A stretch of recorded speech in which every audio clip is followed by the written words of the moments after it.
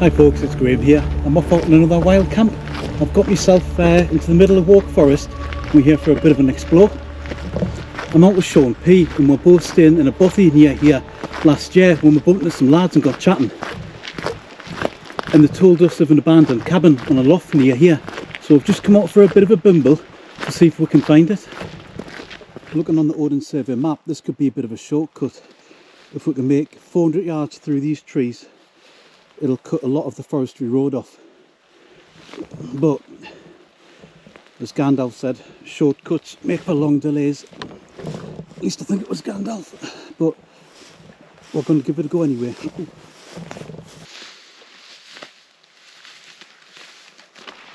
It's quite hard going through the shortcut, and really there's no footprints, there's no debris, there's no rubbish. I get the feeling that no one's been through here for decades, since it was planted maybe. And that's probably true. I mean, why would anybody come through here? There's no path. Another 300 yards though and we'll be out of it hopefully.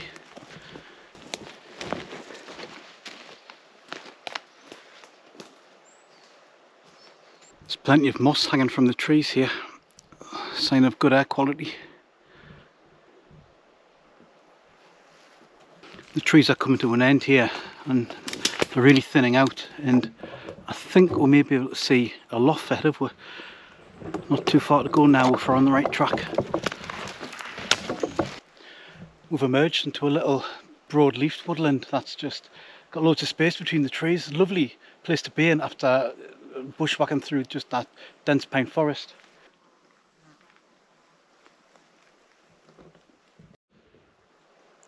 This looks tremendous, absolutely beautiful. We just need to hike around the lough now and the cabin should be on the far side.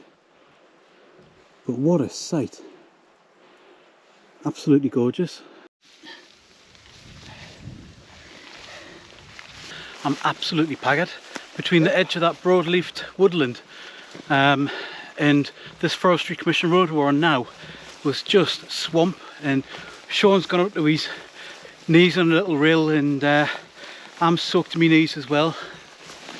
So I think on the way back in the morning we're not going to take a shortcut, we're going to go the long quick way around. Whew.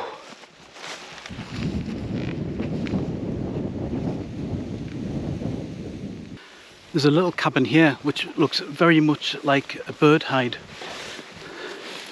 So let's go and take a little look in here. Whoa! Whoa! Whoa! Ah! Oh, flipping heck. Went backwards in a ditch. Oh. And yes, there's a bridge.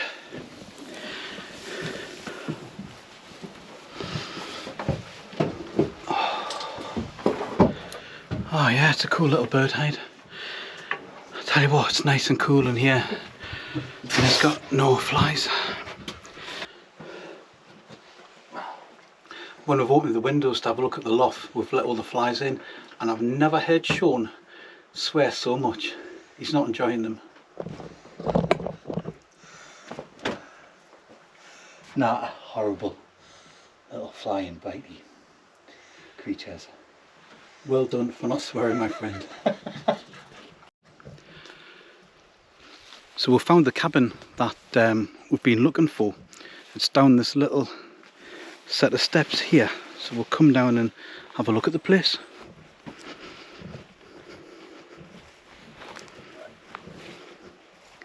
Nice looking cabin, I have to say. Skipjack. It's got two little extensions that are like almost like little outhouses, and the doors open on here, and there's a little nest there, and it's in bad repair. All this wood is sort of like damp and rotten. And on the other side is similar sort of outhouse. Maybe it was once a toilet. It looks like a toilet roll holder. And there's a shovel there. Maybe it's the requisite bothy shovel.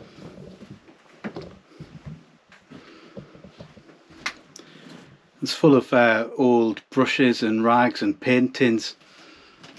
Looks like they've been here for many a year, and the floor's starting to go there, and I've already put my foot through it, so I'm not going to step any further in. And what would that have been? Already, I don't know what that would have been. Some electrical cables coming down here though, and there's a light socket there.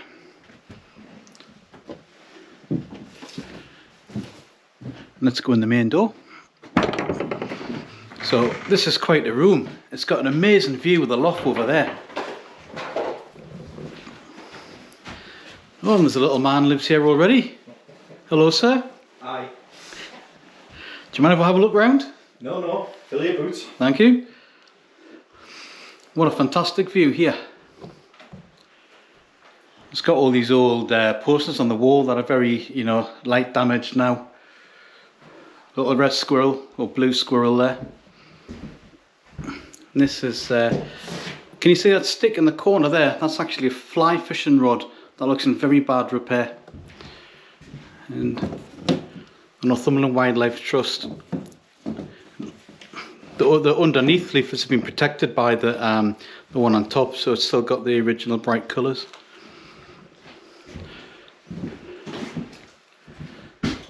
Nice little desk here.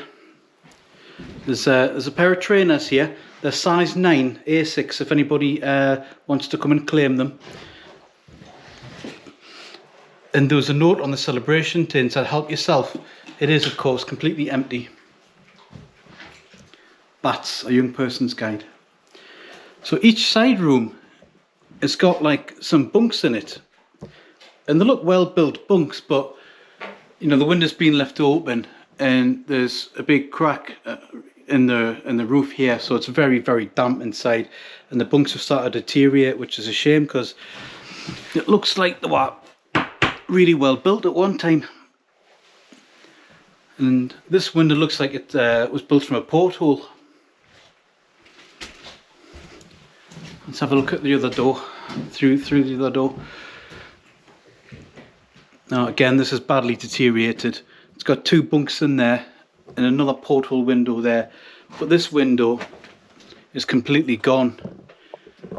It's lying smashed on the floor here. So this side room is very, very damp. So you've got these portholes. You've got the whole thing's called skipjack, and there's a fishing rod in there. So the whole thing's got a very kind of nautical fishing theme. But to my knowledge, this lough has never had fish. It's always, I think it's too acidic. I'm not sure anybody's ever successfully fished here, but it is a cracking place to come to. It's clearly in a state of disrepair now and decay. And actually this main room, although it's beautiful, does smell a bit of damp. So I'll certainly not be sleeping in here tonight. I'll have to be desperate. And the flies aren't that bad. I think we're going to pitch the tents outside here.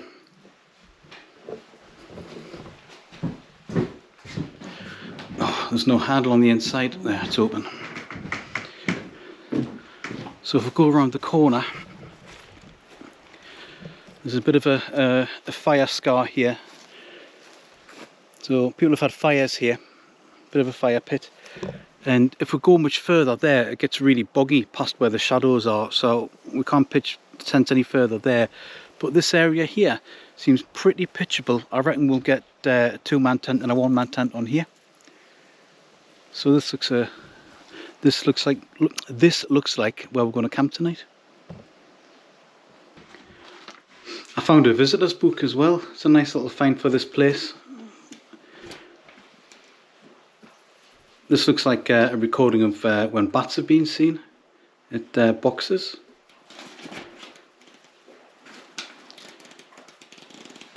What was the last 16th of July 23. Selina, Peter and Haggis.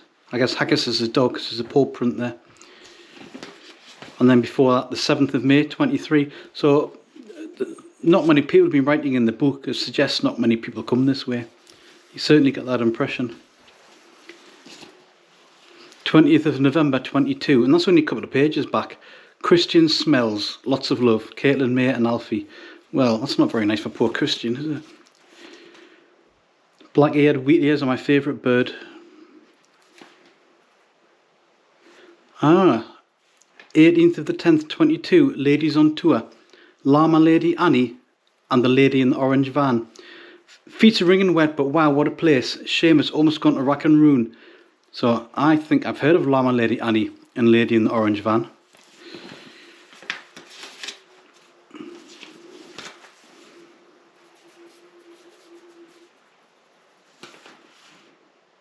Cool.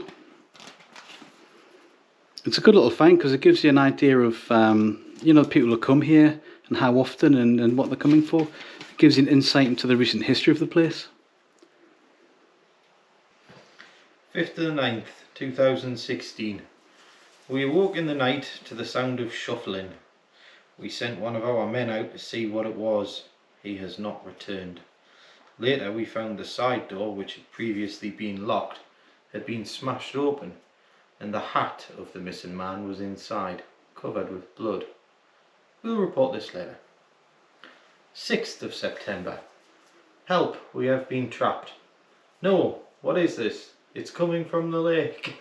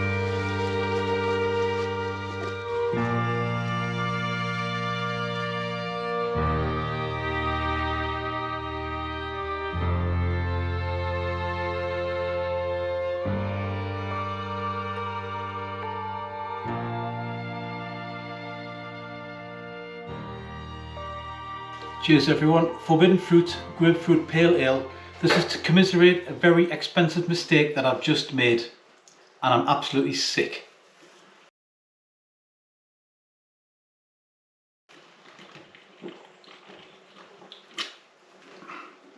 Beer's alright though, that's nice.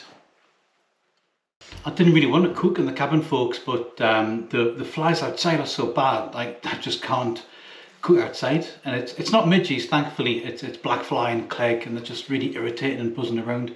And I guess they'll go when it gets dark, but I can't wait that long for my supper. So I'm going to cook in the cabin. And life's not all bad because I've got some Barnsley chops.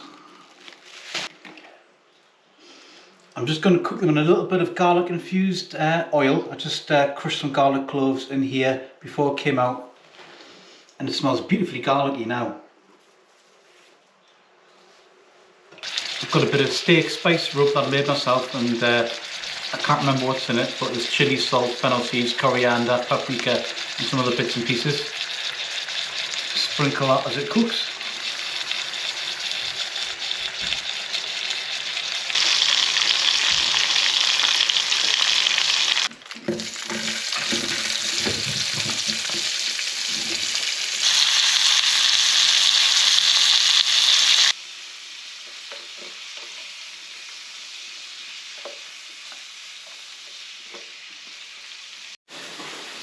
So I get that it's not gourmet food and the chops may be a touch overdone, but it's not bad for camping food. I think I'll enjoy this.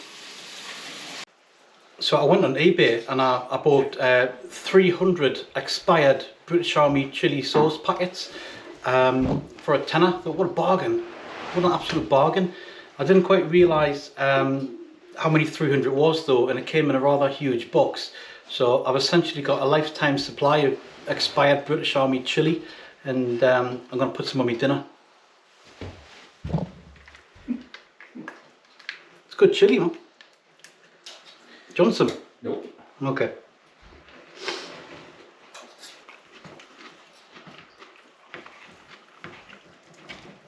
Right, it's good chilli.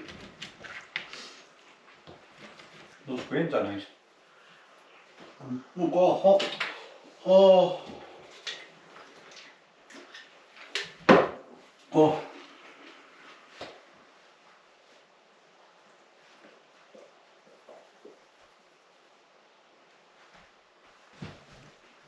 So I've got the Hilleberg pitched outside, and it reminds me, one of my friends said he bought a new tent, and he said, "This new tent is the bomb." And I said, "How did you figure that out?" And he went, "I took the E out of it." Yeah, if you don't get that one, that's okay. That's a really bad one.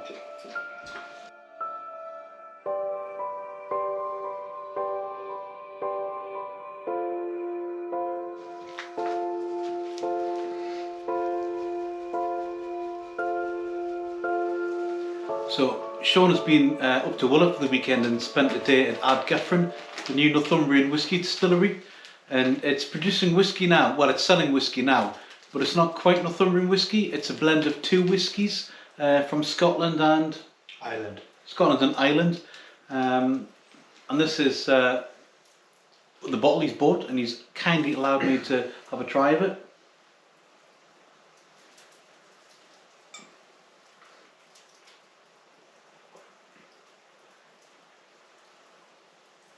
That is really good.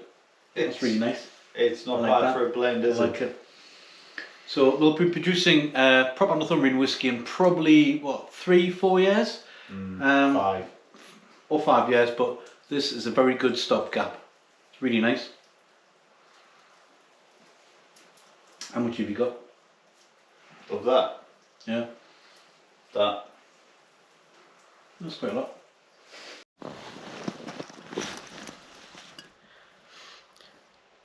Hi folks, I'm safely ensconced in the Hilleberg now, and I've still had to fight off a load of flies to get in here. I wonder if it's because my inner is yellow, and that's, you know, popular flower colour that flies are attracted to, but I think I've got rid of most of them now. Sean had 1 or 2 hip flasks, so I actually feel a bit squiffy now, but that's all to the good. And I've got a hip flask myself, and there it is. Isn't that a beautiful thing? It reminds me of the holy hand grenade from Monty Python, good against killer rabbits, this. But I haven't got whiskey in it. What I've got is some ouzo, because what I want is just a reminder of that lovely holiday I had in Crete with my beautiful wife. So here's some ouzo.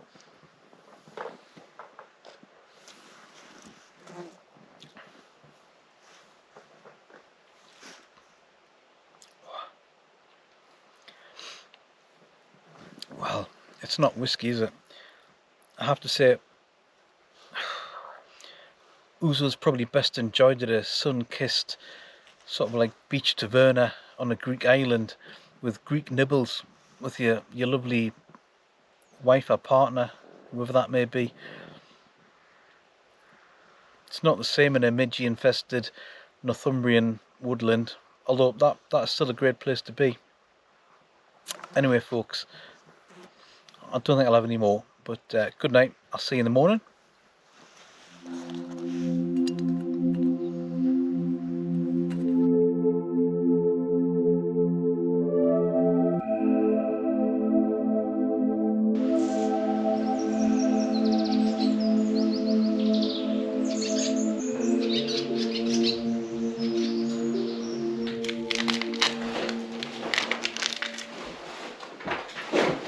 Morning folks, canny night last night despite the loss of a expensive bit of equipment. I made an offer on eBay this morning for another one. We'll see if they accept or not. What an amazing place this is, and it really is falling into a bit of rack and ruin, and there's a lot of damp, and it's clearly not going to last, you know, many more years. But brilliant view of the lough from in here.